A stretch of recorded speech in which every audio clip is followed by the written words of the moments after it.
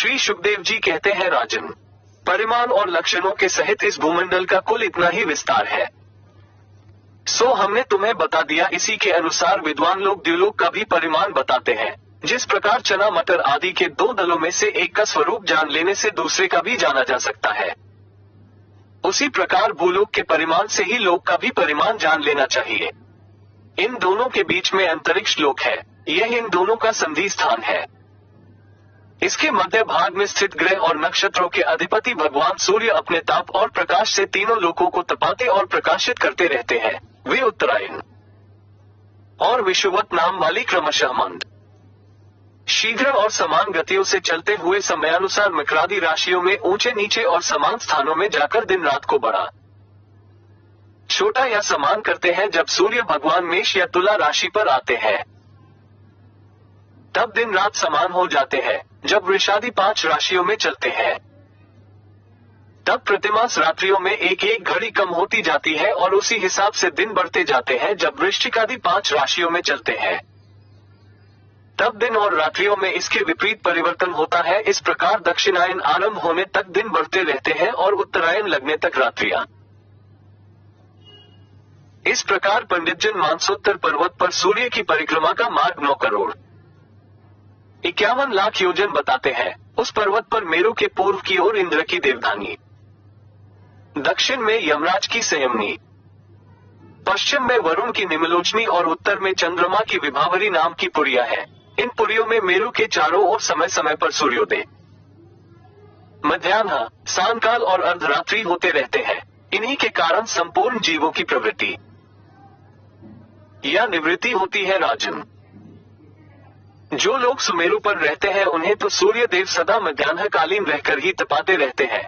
वे अपनी गति के अनुसार अश्विनी आदि नक्षत्रों की ओर जाते हुए यद्यपि मेरु को बाई ओर रखकर चलते हैं तो भी सारे ज्यो त्रिमंडल को घुमाने वाली निरंतर दाई ओर बहती हुई प्रवाह वायु द्वारा घुमा दिए जाने से वे उसे दाई ओर रखकर चलते जान पड़ते हैं। जिस पुरी में सूर्य का उदय होता है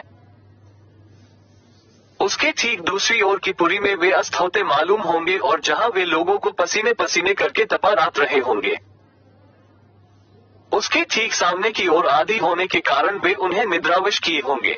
जिन लोगों को मध्याह्न के समय वे स्पष्ट दिख रहे होंगे वे ही जब सूर्य सौम्य दिशा में पहुंच जाएं, तब उनका दर्शन नहीं कर सकेंगे। सूर्य देव जब इंद्र की पुरी से यमराज की पुरी को चलते हैं तब 15 घड़ी में वे 2.25 करोड़ और 12.5 लाख योजन से कुछ 25,000 योजन अधिक चलते हैं। फिर इसी क्रम से वे वरुण और चंद्रमा की पुरियों को पार करके पुनः इंद्र की पुरी में पहुंचते हैं। इस पर प्रकार चंद्रमा आदि अन्य ग्रह भी ज्योतिष चक्र में अन्य नक्षत्रों के साथ साथ उदित और अस्त होते रहते हैं। इस प्रकार भगवान सूर्य का वेदमय रथ एक मुहूर्त में 34,800,000 योजन के हिसाब से चलता हुआ इन चारों पुरियों में घूमता रहता है। इसका संवत्सर नाम का एक चक्र पहिया बतलाया जाता है।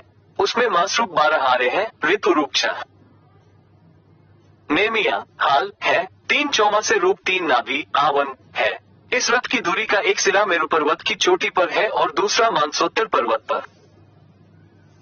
इसमें लगा हुआ ये पहिया कोल्हू के पहिए के समान घूमता हुआ मानसोत्तर पर्वत के ऊपर चक्कर लगाता है। इस धुरी जिसका मूल भाग जुड़ा हुआ है ऐसी एक धुरी और है, वह लंबाई में इससे चौथाई है। उसका ऊपरी भाग तैल यंत्र के धुरे के समान ध्रुवलोक से लगा हुआ है। इस रथ में बैठने का स्थान 36 लाख योजन लंबा और 9 लाख योजन चौड़ा है। इसका जुआ भी 36 लाख योजन ही लंबा है। उसमें अरुण नाम के सारथी ने गायत्री आदि छंदों के से नाम वाले 7 घोड़े जोत रखे हैं। वे ही इस रथ पर बैठे हुए भगवान सूर्य को ले चलते हैं। सूर्य देव के आगे उन्हीं की ओर मुंह करके बैठे हुए अरुण उनके सारथी का कार्य करते हैं। भगवान सूर्य के आगे अंगूठे के पूर्वे के बराबर आकार वाले वालखिल्याद 60,000 ऋषि स्वस्तिवाचन के लिए नियुक्त हैं। वे उनकी स्तुति करते रहते हैं। इनके अतिरिक्त ऋषि, गंधर्व, अप्सरा, नाग, यक्ष, राक्षस और देवता भी जो कुल मिलाकर 14 है। किंतु जोड़े से रहने के कारण 7 गण कहे जाते हैं। प्रत्येक मास में भिन्न भिन्न नामों वाले होकर अपने भिन्न भिन्न कर्मों से प्रत्येक मास में भिन्न भिन्न नाम धारण करने वाले आत्मस्वरूप भगवान सूर्य की 2 2 मिलकर उपासना करते हैं। इस प्रकार भगवान सूर्य भूमंडल के 9 करोड़ 51 लाख 9 करोड़ 51 लाख योजन लंबे घेरे में से प्रत्येक क्षण में 2002 योजन की दूरी पार कर लेते हैं। नोट: 1 योजन की दूरी इक्वल्स 13 किलोमीटर के लगभग होती है।